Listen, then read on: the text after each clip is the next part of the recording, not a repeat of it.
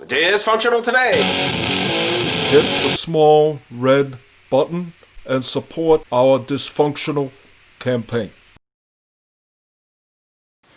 And now, by popular demand, the beginning of an explanation as to how a person goes from ardent political activism Civil rights attorneys are working to have the charges dismissed. to profane political mockery. I will take this microphone, shove it up your...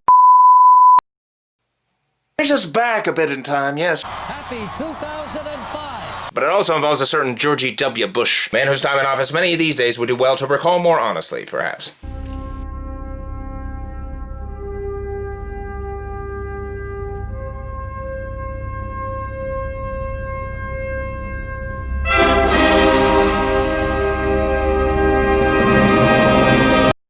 And so, Dysfunctional Origin Story Part 1, A Warehouse and an Older Woman. Followed by George W. Bush at the Fantasy Dysfunctional DNC. During my term, I was generally considered to be kind of a boob. exactly. So way back in 2005, I left the great United States after the re-election of a man known often simply by the letter W, and sometimes somewhat confused by other letters. Too many OBGYNs aren't able to practice their love with women all across this country. I was no huge fan of the Iraq War, though it was quite popular back then. I was working third shift at a warehouse on election night when a colleague walked in and said, He's gonna win. comment to which I responded, "Oh, now look here, you stupid bastard. This is not a football game, and I don't push my views on you, so could we please just not discuss it?" To which he responded, Well, if you don't like it, why don't you just leave? and I thought, yeah, fair point. And a few months later, I up and moved to Spain.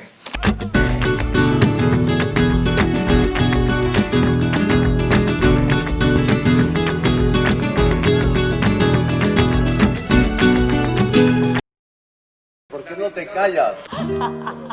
¿Cómo se ha templado? Ole.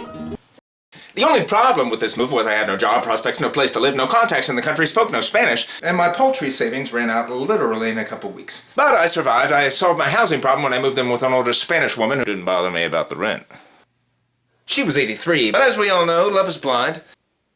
In any case, we got along extremely well. She taught me an immense amount of Spanish because she talked continuously, very loudly, repeated everything she said, and was often very angry, which was frightening for me, and forced me pretty much to figure out what she was saying. Now, take the situation where I set the trash bags by the door, because that's what I thought she wanted. She reacted thus. ¿A que no? Tienes que sacar la basura fuera de la puerta, porque si no se mancha, por favor.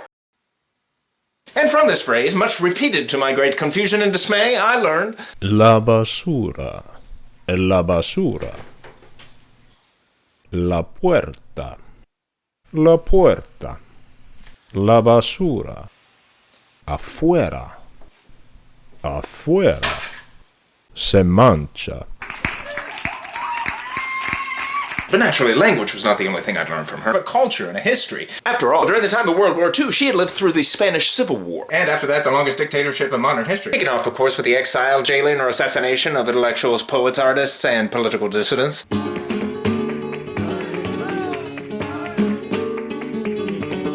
Madrid was supposed to be the tomb of fascism.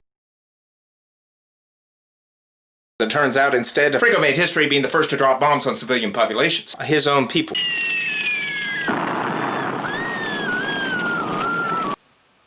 Man, that was a downer. And there were to follow years of widespread hunger, outright feudalism in the poorest areas, and extreme patriarchal, puritanical suppression of the populace at large. Ni no les gusta esperar.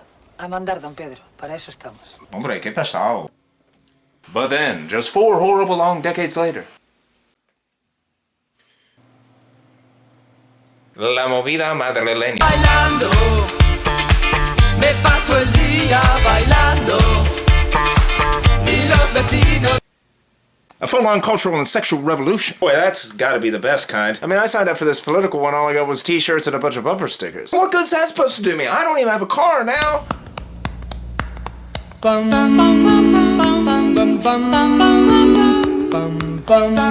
But for more on all that later. Far from today's themes of horrific civil war and fiery little woman. ¿A que no? For now, let's just remember the reason I first came to Spain was opposition to the invasion of Iraq. But, as some of you may recollect, Spain went too. Incidentally, in that clip earlier, ¿Por qué no te callas? the Venezuelan president was trashing all of Spain for former leader Aznar, one of W's best buddies, having led them into war. I'd like to introduce you to our new amigo, Presidente Aznar.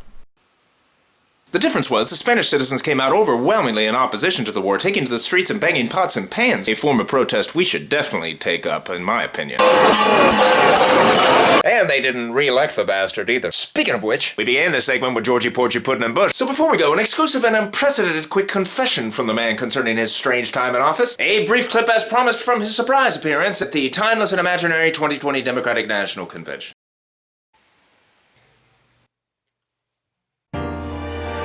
And now, George W. Bush speaking at the timeless fantasy dysfunctional DNC.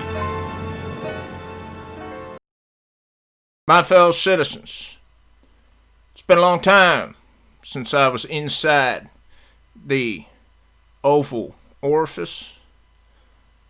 Looking back, I know for many of you it felt long and hard, and I sympathize. After all, back then I had to talk to the entire nation all the time, and I found it difficult to even form coherent thoughts, much less transfer what thoughts I did have into words from my mouth. I had a problem with oral performance. It made me nervous, especially in public. Alright, well, on that note, thank you very much indeed for watching. Be sure to like, share, and subscribe.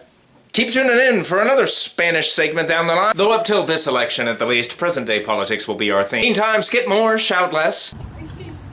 This has been Dysfunctional Today. I can't help noticing that you have an anteater.